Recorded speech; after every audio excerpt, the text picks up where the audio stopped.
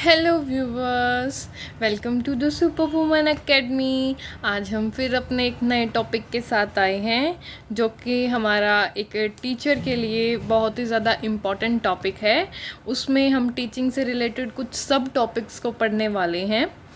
तो आज का टॉपिक हम शुरू करते हैं टीचिंग। ठीक है, इसमें हम कुछ बहुत सारे सब टॉपिक्स को पढ़ेंगे। सबसे पहले आता है शिक्षा सूत्र। इसे शिक्षा चर, शिक्षा भेद या फिर शिक्षा सिद्धांत भी बोल दिया जाता है। सबसे पहले हम ये जानेंगे कि भाई जो शिक्षा है वह कैसी प्रक्रिया है। सबसे पहले हमारे एडम्स आते हैं, तो उनके अनुसार मतलब कि उन्होंने बोला कि जो शिक्षा है, एडम्स ने बोला कि जो शिक्षा है वो एक बाइपोलर द्विमुखी प्रक्रिया है। यह बात किसने बोली? एडम्स के अनुसार शिक्षा एक द्विमुखी प्रक्रिया है, मतलब बाइपोलर प्रोसेस है। किनके अकॉर्डिंग? एडम्स के अकॉर्डिंग। फिर द्विमुखी प्रक्रिया के अंदर जो है दो ही ध्रुव चीज़ें होती हैं, जिसमें हमारा एक शिक्षक होता है और दूसरा हमारा विद्यार्थी होता है। मतलब एडम्स ने ये बोला कि भाई जो एक टीचिंग प्रोसेस है उसमें जो सबसे ज़्यादा ज़रूरी जो चीज़ है द्विमुखी के लिए, एक तो टीचर होना चाहिए और स्टूडेंट होना चाहिए। ये किसने बोला? एडम्स ने बोला। फिर जॉन डेवी आते हैं, उन्होंने बोला कि जो शिक्षा है वो त्रिमुखी मतलब ट्राइपोलर प्रोसेस है।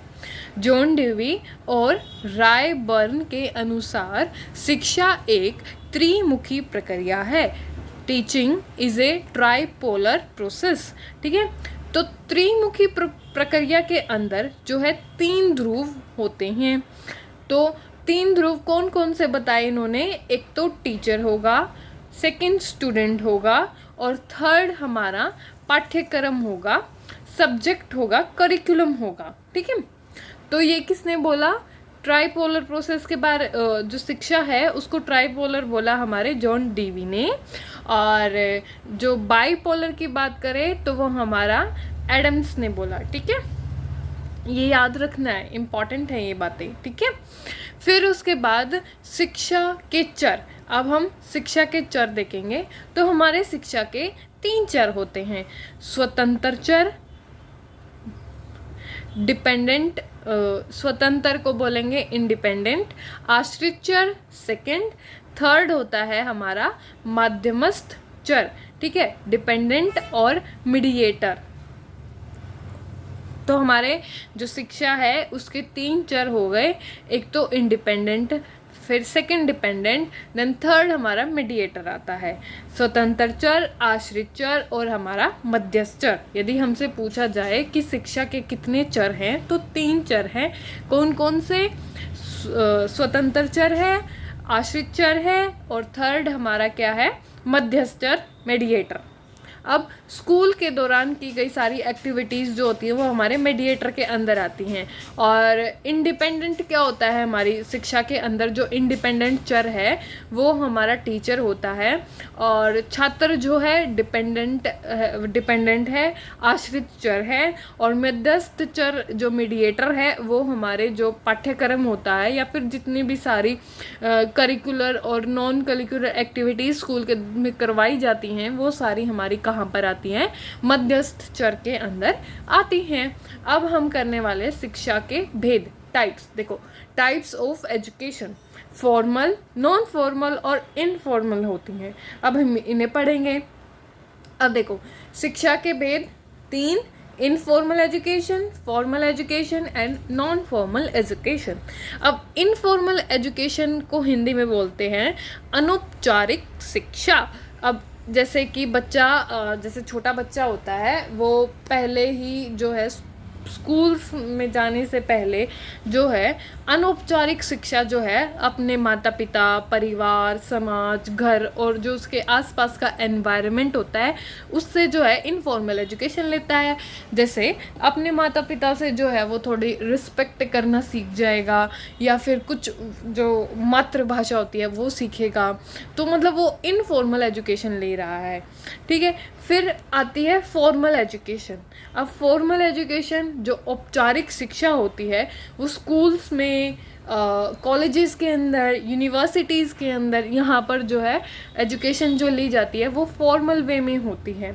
तो वो हमारी क्या कहलाती है, फॉर्मल एजुकेशन में कहलाती है, जिसमें एक प्रॉपर सेटअप होता है, टीचर्स होते हैं, बेंच वगैरह, मतलब एक पूरा इन्वायरमेंट होता है एजुकेशन का। ठीक है, फॉर्मल एजुकेशन उसको हम बोलेंगे औपचारिक शिक्षा। अभी तक हमने दो पढ़ी हैं, इनफॉर्मल एजुकेशन, अनौपचारिक शिक्षा, जो कि बच्चा जो है अपने वातावरण से, अपने माता पिता, परिवार, समाज, घर वगैरह से जो है शिक्षा ले रहा है, वो उसकी इनफॉर्मल एजुकेशन कहलाएगी। और फॉर्मल एजुकेशन जो एक औपचारिक शिक्षा जो है बच्चा ले रहा है, एक फॉर्मल वे में ले रहा है, जैसे स्कूल्स में जाकर, कॉलेजेस में जाकर, यूनिवर्सिटीज़ में जाकर जो है वो एक फॉर्मल वे में एजुकेशन जो ग्रहण कर रहा है, वो हमारी फॉर्मल एजुकेशन कहलाएगी। फिर हमारी थर्ड आती है नॉन फॉर्मल एजुकेशन, जिसको बोलते हैं निरौपचारिक शिक्षा। इसमें क्या होता है, बच्चे जैसे जो डिस्टेंट एजुकेशन होती है, जो ओपन क्लासेस होती हैं, ओपन कॉलेजेस होते हैं, या फिर ई लर्निंग के माध्यम से बच्चा जो है एजुकेशन को ग्रहण कर रहा है, वो हमारी नॉन फॉर्मल एजुकेशन के अंदर आएगी। नॉन फॉर्मल एजुकेशन को हिंदी में निरौपचारिक शिक्षा बोलते हैं। डिस्टेंस एजुकेशन जो बच्चे लेते हैं, ओपन से एडमिशन ले लेते हैं कोई कोर्सेज वगैरह में, तो वो हमारी कैसी एजुकेशन कहलाएगी, नॉन फॉर्मल। इसमें जो है बच्चों को जो रेगुलर वाले बच्चे होते हैं, जो डेली कॉलेजेस में जाते हैं, इनको वो नहीं होता, बस इनको जो है मटेरियल्स प्रोवाइड कर दिया जाता है और ये जो है अपना स्टडी करते हैं घर पे ही बैठकर और फिर एग्ज़ाम्स देते हैं, वो हमारी नॉन फॉर्मल एजुकेशन कहलाती है। ठीक है, तो ये हमारे शिक्षा के भेद यहाँ पर कंप्लीट होते हैं। लेकिन new type of education, new types हैं कुछ एजुकेशन की, जो अभी कुछ टाइम बाद ही जो चलाई हैं, जिनको बोला गया, जैसे कि हमारी ऑटोक्रेटिक है, ऑटोक्रेटिक एजुकेशन होगी, डेमोक्रेटिक एजुकेशन होगी, या फिर विदाउट इंटरफेरेंस एजुकेशन हो गई। अब हम देखेंगे हमारी पहली जो है ऑटोक्रेटिक है, जिसको हिंदी में हम बोलते हैं स्वतंत्रात्मक। सेकंड है डेमोक्रेटिक, जिसको बोलेंगे हम प्रजातंत्रात्मक। थर्ड है हमारी विदाउट इंटरफेरेंस एजुकेशन, जिसको हम हिंदी में बोलेंगे हस्तक्षेप रहित शिक्षा। अब ऑटोक्रेटिक, स्वतंत्रात्मक, अन्य नाम, अदर नेम्स जो हैं हिंदी में, देखो इंग्लिश में आपको सिर्फ ऑटोक्रेटिक लिखा मिलेगा, लेकिन जो हिंदी वाले हैं आपको जो है ऑटोक्रेटिक के अंदर जो है हिंदी में अलग अलग नाम से भी जो है इसको दे दिया जाएगा। जैसे कि एक तो हमने देख लिया एकत्रात्मक, और दूसरा क्या हो सकता है इसके और हिंदी में नेम है निरंकुशवादी शिक्षा, प्रभुत्ववादी शिक्षण। ठीक है, जिसमें सिर्फ एक ही प्रभुत्व हो शिक्षा का। देखो ऑटोक्रेटिक के अंदर क्या होगा, इसमें टीचर सेंटर एजुकेशन होगी, मतलब जो पढ़ाने वाला होगा, जैसे टीचर होता है तो टीचर के हाथ में कमांड होती है पूरी तरीके से, और टीचर ही जो है क्लास में जो है सेंटर होता है, और उनके ही अकॉर्डिंग, टीचर के अकॉर्डिंग ही लेक्चर्स चलते हैं, वो हमारी ऑटोक्रेटिक होती है। फिर हमारी आती है डेमोक्रेटिक, जिसको बोलते हैं प्रजातंत्रात्मक। इसमें शिक्षक और विद्यार्थी दोनों की भूमिका होती है। देखो ऑटोक्रेटिक के अंदर सिर्फ टीचर सेंटर्ड थी, डेमोक्रेटिक के अंदर टीचर स्टूडेंट सेंटर्ड होगी। दोनों का जो है टीचिंग एजुकेशन प्रोसेस के दौरान दोनों की भूमिका होगी, तो वो हमारी डेमोक्रेटिक जो है एजुकेशन कहलाएगी। फिर थर्ड आती है हमारी विदाउट इंटरफेरेंस, लाइक निरौपचारिक शिक्षा जो हमने देखी थी उसकी तरह होती है। इसमें किसी भी तरह का अध्यापक, स्कूल का हस्तक्षेप नहीं होता। जैसे डिस्टेंस एजुकेशन होती है कि भाई एडमिशन ले लिया, बस वो जो जहाँ पर आपने जिस कॉलेज या यूनिवर्सिटीज़ में एडमिशन लिया है डिस्टेंट एजुकेशन से, वो आपको सिर्फ जो है साल के ईयरली या फिर सेमेस्ट्रली होगा, जो प्रोसेस होगा, उनकी प्रक्रिया होगी, उसमें आपको जो है सिर्फ एग्ज़ाम्स देने जाना होता है, ना ही कोई अटेंडेंस वगैरह का चक्कर होता है। बस आपको सिर्फ जो है मटेरियल्स वो प्रोवाइड कर देंगे, आपको जो है पढ़कर उनको खुद ही पढ़ना होता है और फिर अपने जो है एग्ज़ाम्स दे के आने होते हैं। तो वो हमारी डिस्टेंस एजुकेशन कहलाती है। इसको ही हम जो है विदाउट इंटरफेरेंस एजुकेशन बोलेंगे, जो कि हमारी निरुपचारिक शिक्षा की तरह ही होती है। हमारी ये जो विदाउट इंटरफेरेंस एजुकेशन होती है, जो हमने उसमें पढ़ी थी, फॉर्मल, इनफॉर्मल और नॉन फॉर्मल एजुकेशन। ठीक है, यहाँ पर हमारे जो है ये टाइप्स कंप्लीट होते हैं। पुराने जो है हमारे टाइप्स हमारे ये आएंगे इनफॉर्मल, फॉर्मल और नॉन फॉर्मल एजुकेशन। और न्यू टाइप्स होंगे एजुकेशन के ऑटोक्रेटिक, डेमोक्रेटिक और हमारी विदाउट इंटरफेरेंस एजुकेशन की। फिर अब हम पढ़ेंगे मैगजीम्स। अब हमारा नया टॉपिक शुरू होता है, maxims of teaching in education. Maxims देखने वाले हैं, शिक्षा के सूत्र। अब इनको हिंदी में क्या बोलेंगे, मैगजीम्स को सूत्र। ठीक है, शिक्षा के सूत्र। अब पहला जो है मैगजीम होगा, पहला सूत्र होगा, ज्ञात से अज्ञात, नोन टू अननोन। क्या, बच्चों को ज्ञान, मतलब बच्चों के ज्ञान को जानकर उन्हें जो ज्ञात है उसे पढ़ाना। इसमें क्या होता है बच्चों, जैसे जो बच्चों को, जो उनकी प्रीवियस नॉलेज होती है बच्चों की, उसको जो है पहले देखा जाता है कि भाई जिस टॉपिक को आज हमें पढ़ाना है उस टॉपिक के बारे में बच्चों को पहले से क्या पता है। अब जितना उनको पता है उससे रिलेट करके फिर उनको जो है आगे बताया जाता है। ये हमारी नोन टू अननोन एजुकेशन कहलाती है, कि जो बच्चों को पता है पहले वो जानना है, फिर उससे रिलेट करके और नई चीज़ जो है बच्चे को उसके बारे में बतानी होती है। तो ये हमारा पहला मैगजीम है, नोन टू अननोन, ज्ञात से अज्ञात की ओर। फिर सेकंड आता है हमारा विशेष से सामान्य, स्पेसिफिक टू जर्नल। एक अध्यापक की एजुकेशन हमेशा विशेष से सामान्य होनी चाहिए। जैसे हम उदाहरणों से शिक्षा को विशेष बना सकते हैं। जैसे हमने बच्चों को जो है, अब मैं आपको पहले जो है ये बता रही हूँ और फिर एग्जांपल्स दे रही हूँ, तो ये क्या आएगा, स्पेसिफिक टू जर्नल। पहले तो उनको जो है जो सार है या फिर जो इम्पोर्टेंट बातें हैं वो बता दी जाए। फिर यदि मतलब अब उन बातों को ही जो है उनसे रिलेट करके, उनसे रिलेटेड जो है एग्जाम्पल बना के जो है उनको समझाया जाए। ठीक है, ये क्या कहलाता है हमारा, स्पेसिफिक टू जर्नल। और इसको जो है निगमन विधि भी बोलते हैं। इस सूत्र पर जो है विशेष से सामान्य पर आधारित होती है, उदाहरण से नियम की ओर। और जो हमारी ज्ञात से अज्ञात की होती है वो हमारी आगमन विधि कहलाती है, जो हमने पढ़े थे इंडक्टिव और डिडक्टिव मेथड, वो है ये। ठीक है, फिर हमारा आता है सरल से जटिल, इजी टू कॉम्प्लेक्स। अब पहले बच्चे को हम जो है इजी लेवल कराएंगे एंड देन फिर हम जो है हार्ड लेवल पर जाते हैं। पहले इजी देन लेवल को हाई करेंगे और हार्ड लेवल उनको जो है पढ़ाएंगे। सरल से जटिल की ओर बच्चों को जो है लेके जाया जाता है, इजी टू कॉम्प्लेक्स। एक अध्यापक को अपना विषय सरल से जटिल की ओर दिखाना या पढ़ाना चाहिए बच्चों को, ताकि वो उनका जो है इंटरेस्ट डेवलप हो उस सब्जेक्ट के अंदर, पर्टिकुलर सब्जेक्ट के अंदर।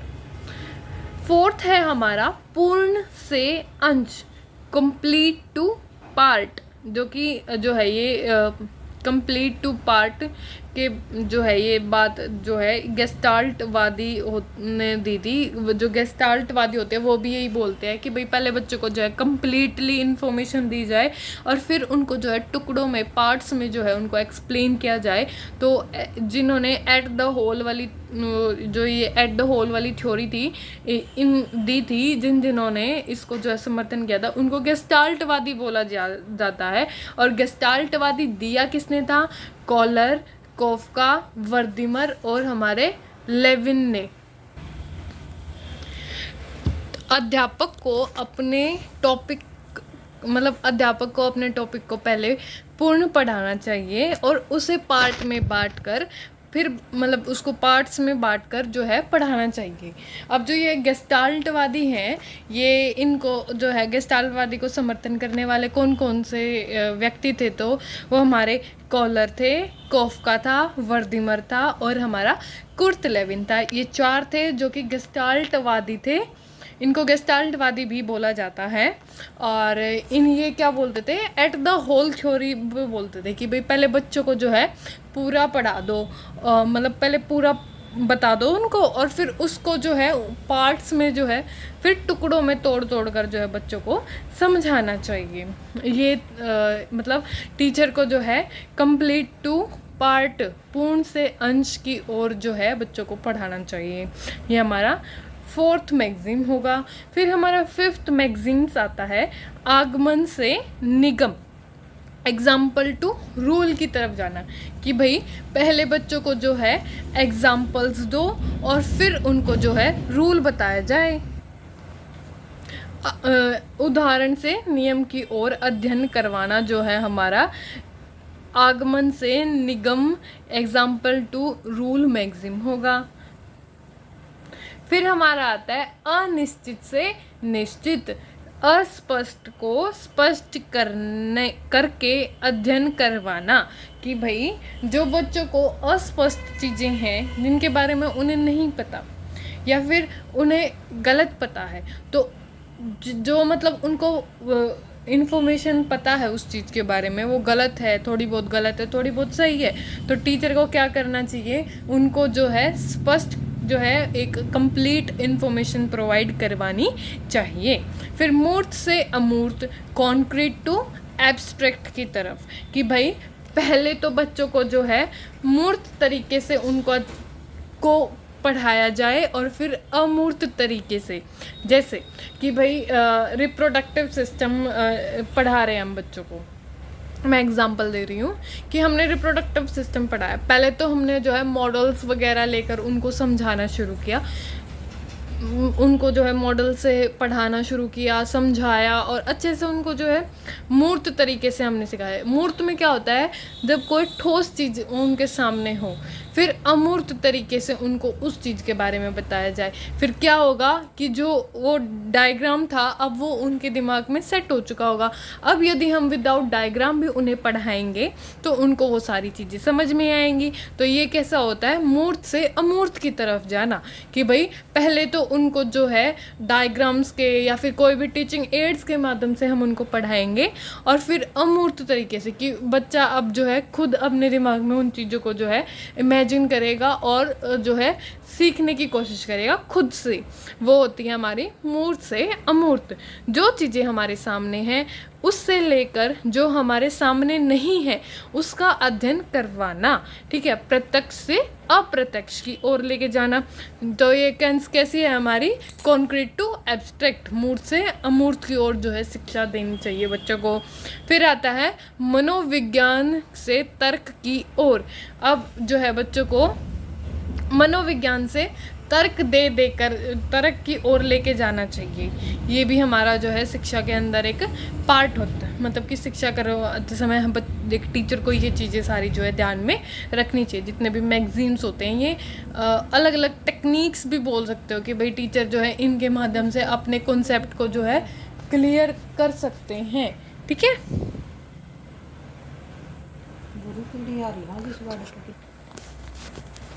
अब हम देखेंगे प्रिंसिपल ऑफ टीचिंग। प्रिंसिपल के हम मतलब टीचिंग के हम सिद्धांत देखेंगे। क्या कौन कौन से सिद्धांत होते हैं? शिक्षण के सिद्धांत। नोट, शिक्षा अधिगम के बिना नहीं हो सकती और अधिगम शिक्षा के बिना हो सकता है। मतलब अधिगम क्या होता है भाई हमारा, इसमें क्या है कि भाई जो टीचिंग है वो लर्निंग के बिना नहीं हो सकती है, लेकिन जो लर्निंग है वो शिक्षा के बिना हो सकती है, क्योंकि लर्निंग हम कहीं से भी जो है कर सकते हैं। अब पहला जो हमारा ऑब्जेक्टिव होगा वो क्या होगा, उद्देश्य निर्धारण, ठीक है। पहला जो सिद्धांत होगा वो होगा उद्देश्य निर्धारण, ऑब्जेक्टिव सेट्स करना। अध्ययन करवाने का उद्देश्य निर्धारित होना चाहिए, ऑब्जेक्टिव होना चाहिए कि जो भी हम बच्चों को जो है पढ़ाने वाले हैं उसका कुछ ना कुछ जो है ऑब्जेक्टिव्स हम पहले से ही जो है निर्धारित हो हमारे पास। फिर आता है प्लानिंग, पाठ योजना। अध्ययन करवाने से पहले अध्यापक को उस अध्ययन की योजना पहले बनानी चाहिए और अध्ययन करवाना चाहिए। देखो फर्स्ट स्टेप क्या होगा, हम ऑब्जेक्टिव सेट्स करेंगे, उद्देश्य निर्धारण करेंगे कि भाई हमको क्या करवाना है, कैसे करवाना है। फिर हमने ऑब्जेक्टिव सेट्स कर लिए, फिर अब हम क्या करेंगे, हम प्लानिंग कराएंगे कि जो टॉपिक हमने सिलेक्ट किया है हम उसको कैसे पढ़ाएंगे, बच्चों को किस टेक्निक से पढ़ाएंगे और किस फ्लो में, कि भाई पहले हम उनको जो है डायग्राम शो करेंगे या फिर उनको एक्सप्लेन करेंगे। जितने भी हमने मैगजीन्स अभी पढ़े हैं उनको जो है प्लानिंग में जो है रिलेट किया जाता है, उनसे ही जो है हमारी प्लानिंग बनाई जाती है। फिर थर्ड होगा रुचि का सिद्धांत। अब पढ़ाते समय जो है अध्ययन से पहले बच्चों की रुचि को ध्यान में रखकर बच्चों की रुचि पैदा करने की अध्ययन करवाया जाना चाहिए, मतलब रुचि का सिद्धांत। अब हम जब प्लानिंग करते टाइम जो है बच्चों की इंटरेस्ट को भी ध्यान में रखेंगे। थर्ड है हमारा रुचि का सिद्धांत, मतलब इसमें हम जो टीचर होगा प्लानिंग करते टाइम बच्चों के इंटरेस्ट को जो है देखते हुए ही अपनी प्लानिंग बनाएगा कि भाई वो उस टॉपिक को कैसे, जो यदि बोरिंग टॉपिक होगा उसको वो कैसे इंटरेस्टिंग बनाए, ताकि बच्चों को जो है उस टॉपिक में, उस सब्जेक्ट में उनका इंटरेस्ट डेवलप हो और वो उनका फेवरेट सब्जेक्ट बन जाए। इसलिए रुचि का सिद्धांत जो है प्रिंसिपल बोला गया है इसमें कि भाई रुचि जो है बच्चों की, जो इंटरेस्ट होगा उसको जो है उनको ध्यान में रखना चाहिए एक टीचर को, ठीक है।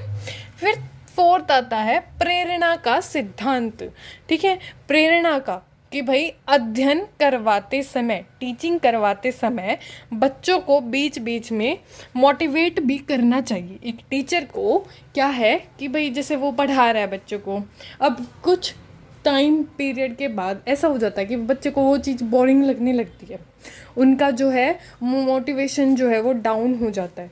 तो इसीलिए टीचर को जो क्या है बीच बीच में बच्चों को जो है मोटिवेट करते रहना चाहिए। फिफ्थ है हमारा क्रियाशीलता का सिद्धांत।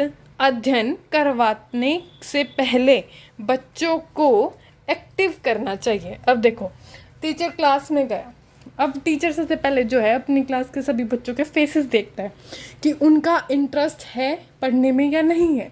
कभी ऐसा होता है कि भाई बच्चों के डल फेसेस हो जाते हैं तो टीचर पहचान लेता है कि भाई अभी बच्चों को जो है पढ़ने का मन नहीं होता, तो टीचर क्या करेगा, अपनी क्लास के 5 मिनट उन बच्चों को जो है एक्टिव करने में लगा देगा। उनको जो है थोड़ा बहुत मोटिवेट कर देंगे या फिर जो टॉपिक वो पढ़ाने वाले हैं उनसे रिलेटेड उनको जो है अच्छी अच्छी बातें, रोचनात्मक बातें बताएंगे, जिससे वो जो है थोड़े एक्टिव हो जाएं और उनका जो है पढ़ाई में मन लग जाएगा। तो ये हमारा था क्रियाशीलता का सिद्धांत। फिर आता है हमारा सीक्वेंस का सिद्धांत, मतलब क्रमबद्धता का सिद्धांत। बच्चों को क्रमबद्ध तरीके से ही अध्ययन करवाया जाना चाहिए कि भाई हमें बच्चों को जो भी हम टॉपिक पढ़ा रहे, ये नहीं है कि हम बच्चों को जो है बीच में से कुछ भी, मतलब उन्होंने टॉपिक शुरू करा है और फिर दूसरा टॉपिक भी उसको छोड़ के वहीं पे और फिर दूसरा टॉपिक शुरू करवा दिया, ऐसे नहीं होना चाहिए। एक जो सीक्वेंस बनी होती है उसी सीक्वेंस में बच्चों को जो है एक टीचर को पढ़ाना चाहिए, ताकि उनका जो है धीरे धीरे इंटरेस्ट डेवलप होता जाए ना। फिर यदि जैसे टीचर कभी कुछ पढ़ा रहा है कभी कुछ पढ़ा रहा है, तो जो बच्चों का इंटरेस्ट होगा वो वहाँ से थोड़ा बहुत भी जो उस सब्जेक्ट के लिए होगा वो ख़त्म हो जाएगा। तो टीचर को इस चीज़ के लिए, इस चीज़ का भी जो है बहुत अच्छे से मतलब ध्यान रखना चाहिए उनको इन बातों का। फिर हमारा आता है व्यक्तिगत विभिन्नता का सिद्धांत। अब एक टीचर को पढ़ाते समय हर बच्चे का पता होता है कि भाई कौन बच्चा जो है इंटेलिजेंट है क्लास में और कौन से बच्चे जो है नॉर्मल कैटेगरी के अंदर आते हैं और कौन बच्चे जो है पढ़ने में जिनका इंटरेस्ट नहीं होता बिल्कुल भी, जो पढ़ते नहीं हैं। अब टीचर को जो है सभी ऐसे पढ़ाना चाहिए कि भाई सभी का इंटरेस्ट डेवलप हो, ना ही जो इंटेलिजेंट बच्चा है उसको ये लगे कि भाई उसको निगलेक्ट किया जा रहा है, या फिर उसकी जो मतलब उसकी नॉलेज है जो उसको लेनी चाहिए जिस लेवल की, वो उसको नहीं मिल रही। और ना ही ये होना चाहिए कि भाई जो एवरेज बच्चा है उसको समझ में ही ना आए, उसको इतना हाई लेवल का पढ़ा दिया जाए कि भाई उसके लिए डिफ़िकल्टी क्रिएट हो जाए। तो एक टीचर को जो है एक वेल बैलेंस बना कर रखना चाहिए, हर बच्चे की जो इंडिविजुअल नीड्स हैं उन नीड्स के अकॉर्डिंग जो है पढ़ाना मतलब टीचिंग करवानी चाहिए। फिर हमारा आता है उपयोगिता का सिद्धांत। शिक्षा में जो भी पढ़ाया जाए वह उपयोगी होना चाहिए। अब टीचिंग ऐसी नहीं होनी चाहिए कि भाई उनको कुछ भी पढ़ाया जाए, नहीं, टीचिंग ऐसी होनी चाहिए कि वो जो बच्चा है उस पढ़े हुए को अपनी जो उसकी लाइफ होगी उसमें अप्लाई कर सके। ठीक है, मतलब उपयोगी होनी चाहिए वो शिक्षा। नेक्स्ट है हमारा अभ्यास का सिद्धांत। अब अभ्यास का सिद्धांत में क्या है, अध्यापक को एक अच्छा अध्ययन करवाने के लिए बार बार प्रैक्टिस करते रहना, मतलब प्रैक्टिस करवानी चाहिए, बच्चों को रिवाइज करवाना चाहिए। जैसे एक टीचर मतलब अब एक जो अच्छा टीचर होगा वो क्या करेगा, पहले बच्चों को जो है जो उन्होंने टॉपिक शुरू करवाया वो क्या करेंगे, उन्होंने जो एक दिन पढ़ा दिया तो नेक्स्ट डे आकर वो जो उन्होंने पहले पढ़ाया था प्रीवियस डे उसमें से वो क्वेश्चंस उनसे पुट अप करेंगे कि भाई जो कल हमने पढ़ा था वो मतलब उनकी नॉलेज को टेस्ट करेंगे कि जो उन्होंने पढ़ाया उन बच्चों को वो चीज़ समझ में आई, उनको वो लर्न हुआ या नहीं हुआ। अब ये नहीं है कि भाई उस अध्ययन में को जो है पूरी ही क्लास जो है वो लेक्चर उसमें लगा दिया जाए, बस जो है 5 या 10 मिनट तक जो है टीचर स्टार्टिंग के जो 5 to 10 मिनट्स होती हैं उनमें जो है बच्चा मतलब टीचर जो है बच्चों से जो है क्वेश्चंस पुटअप्स कर सकता है प्रीवियस लेक्चर से रिलेटेड। तो इससे क्या होगा, बच्चों को जो है वो चीज़ अच्छे से ध्यान में भी रहेगी और उनकी नॉलेज जो है इन्हांस होगी और जो टॉपिक होगा वो क्लियर होगा। फिर उस समय टीचर को ये भी पता लग जाएगा कि बच्चों को इस जो उन्होंने कल प्रीवियस क्लास में पढ़ाया उनमें से उनको क्या चीज़ समझ में आई और क्या नहीं आई। अब जो चीज़ उनको नहीं समझ में आई होगी तो टीचर क्या करेगा, उनको दोबारा से वो चीज़ एक्सप्लेन करके और फिर अपने टॉपिक को आगे बढ़ाएगा। तो हमारे शिक्षा के अंदर टीचिंग प्रोसेस के दौरान ये अभ्यास का सिद्धांत भी बहुत ही ज़्यादा ज़रूरी होता है। ये कुछ प्रिंसिपल्स हैं जो एक टीचर को जो है ध्यान में रखने चाहिए टीचिंग प्रोसेस के दौरान अध्ययन करवाते समय। अब ये नेक्स्ट है हमारा शिक्षण को प्रभावित करने वाले फैक्टर्स क्या क्या होते हैं। टीचिंग प्रोसेस को जो है प्रभावित करने के कारक फैक्टर्स कौन कौन से हो सकते हैं भाई। अध्यापक का जो है पढ़ाने का तरीका। अब देखो टीचर ही उस लेक्चर को एंजॉय नहीं कर रहा होगा पढ़ाते समय तो स्टूडेंट्स भी उस लेक्चर को जो है एंजॉय नहीं कर पाएंगे। यदि टीचर ही इनएक्टिव दिखेगा, वही जो है ढीले वगैरह या फिर बोल सकते हैं कि उदास से दिखेंगे तो जो है स्टूडेंट्स का भी उस चीज़ में इंटरेस्ट डेवलप नहीं होगा। तो अध्यापक के पढ़ाने का तरीका, आसपास का इन्वायरमेंट। अब इन्वायरमेंट भी क्लासरूम का अच्छा होना चाहिए, ये नहीं कि भाई कहीं से कहीं कुछ और आवाज़ आ रही है तो डिस्टर्बेंस नहीं होनी चाहिए क्लास के अंदर। इन्वायरमेंट होता है बच्चे अध्यापक का स्वास्थ्य।